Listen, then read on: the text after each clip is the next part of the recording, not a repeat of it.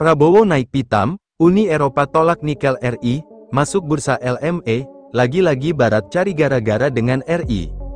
Tahukah Anda, bahwa nikel RI sudah masuk bursa LME, atau London Metal Exchange? Hal itu membuat industri dalam negeri kian mendunia. Namun beredar kabar hal ini, justru menarik gejolak penolakan dari UE yang memang tengah berselisih dengan RI di WTO. Tentu saja pemerintah akan selalu mengawal industri dalam negeri, agar tetap menjalankan laju hilirisasi. Industri RI kembali mendapatkan kabar baik usai London Metal Exchange, LME, baru saja menyetujui pencatatan merek nikel olahan pertama, dari Indonesia, dengan kode DXWDX. Namanya mungkin tidak begitu mudah diingat. Masuknya merek baru ini, dalam daftar pengiriman yang baik dari LME, merupakan momen penting bagi industri global dan nikel Indonesia. Merek DXWDX yang baru, dengan kemurnian minimal 99,8% nikel, ini merupakan salah satu nikel kualitas terbaik dari Indonesia, dan perusahaan lokal. Tentunya LME tahu Indonesia merupakan pemain nikel terbesar dunia. Kita memproduksi 50.000 ton logam, lembaran penuh setiap tahun dengan spesifikasi tersebut. LME merupakan bursa berjangka dan opsi terbesar, dan tertua di dunia untuk perdagangan logam industri, termasuk aluminium, tembaga, nikel, dan seng.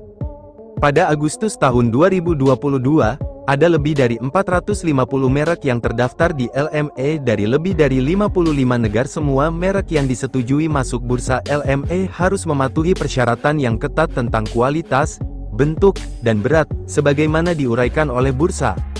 Melansir Reuters, Indonesia hanya memproduksi sekitar 600.000 metrik ton nikel, dan sebagian besar diekspor dalam bentuk biji mentah ke China untuk diolah menjadi baja tahan karat pada 5 tahun yang lalu. Pada 2023, Indonesia berhasil menambang 2,03 juta ton logam nikel, menyumbang lebih dari separuh produksi dunia. Kini, Indonesia mengekspor berbagai produk nikel, termasuk logam olahan dengan kemurnian yang dapat diterima untuk pengiriman LME.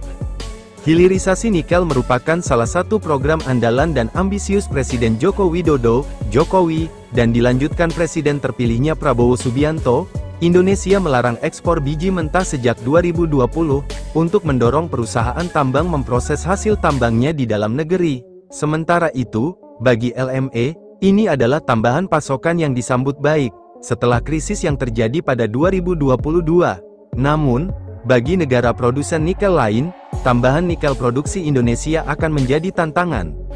Keberhasilan ini juga terjadi di tengah harga nikel dunia, yang mulai menunjukkan penguatan dan berada di atas level psikologis, $20.000 per ton. Melansir LME, harga nikel kontrak 3 bulan berada di $20.490 per ton per tanggal 29 Mei tahun 2024. Merek DXWDX yang baru, dengan kemurnian minimal 99,8% nikel, adalah puncak dari evolusi teknis tersebut.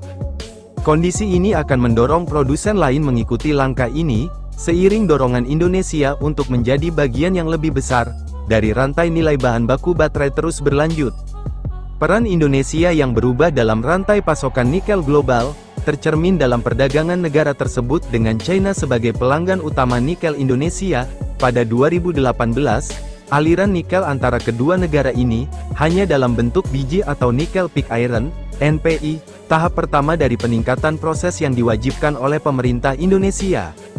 Impor biji nikel dari Indonesia ke China berhenti setelah larangan tahun 2020, tetapi impor ferronikel dari Indonesia meningkat pesat dari 600.000 ton, menjadi 7,9 juta ton pada tahun 2023. Pemain China telah membuka rute pemrosesan baru untuk nikel sulfat kualitas baterai, sehingga produk-produk baru semakin banyak muncul dalam perdagangan kedua negara. Atau London Metal Exchange, hal itu membuat industri dalam negeri kian mendunia. Namun beredar kabar hal ini, justru menarik gejolak penolakan dari UE yang memang tengah berselisih dengan RI di WTO. Tentu saja pemerintah akan selalu mengawal industri dalam negeri, agar tetap menjalankan laju hilirisasi.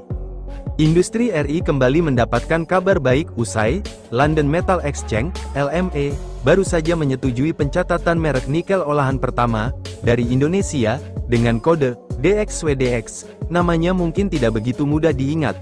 Masuknya merek baru ini dalam daftar pengiriman yang baik dari LME merupakan momen penting bagi industri global dan nikel Indonesia.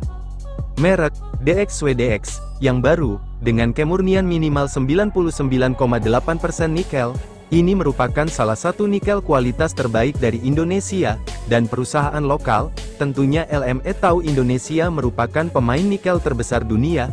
Kita memproduksi 50.000 ton logam lembaran penuh setiap tahun dengan spesifikasi tersebut. LME merupakan bursa berjangka dan opsi terbesar dan tertua di dunia untuk perdagangan logam industri, termasuk aluminium, tembaga, nikel, dan seng. Pada Agustus tahun 2022, ada lebih dari 450 merek yang terdaftar di LME dari lebih dari 55 negara. Semua merek yang disetujui masuk bursa LME harus mematuhi persyaratan yang ketat tentang kualitas, bentuk, dan berat, sebagaimana diuraikan oleh bursa. Melansir Reuters, Indonesia hanya memproduksi sekitar 600.000 metrik ton nikel, dan sebagian besar diekspor dalam bentuk biji mentah ke China untuk diolah menjadi baja tahan karat pada 5 tahun yang lalu. Pada 2023, Indonesia berhasil menambang 2,03 juta ton logam nikel, menyumbang lebih dari separuh produksi dunia. Kini, Indonesia mengekspor berbagai produk nikel, termasuk logam olahan dengan kemurnian yang dapat diterima untuk pengiriman LME. Hilirisasi nikel merupakan salah satu program andalan dan ambisius Presiden Joko Widodo, Jokowi, dan dilanjutkan Presiden terpilihnya Prabowo Subianto.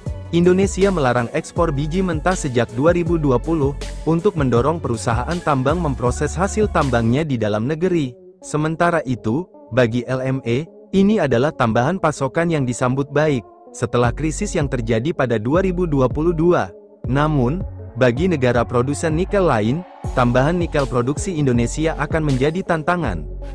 Keberhasilan ini juga terjadi di tengah harga nikel dunia, yang mulai menunjukkan penguatan dan berada di atas level psikologis, $20.000 per ton. Melansir LME, harga nikel kontrak 3 bulan berada di $20.490 per ton per tanggal 29 Mei tahun 2024. Merek DXWDX yang baru, dengan kemurnian minimal 99,8% nikel, adalah puncak dari evolusi teknis tersebut. Kondisi ini akan mendorong produsen lain mengikuti langkah ini, seiring dorongan Indonesia untuk menjadi bagian yang lebih besar dari rantai nilai bahan baku baterai terus berlanjut.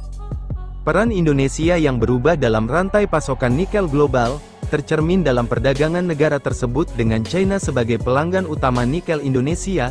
Pada 2018, aliran nikel antara kedua negara ini, hanya dalam bentuk biji atau nickel pig iron, NPI, tahap pertama dari peningkatan proses yang diwajibkan oleh pemerintah Indonesia.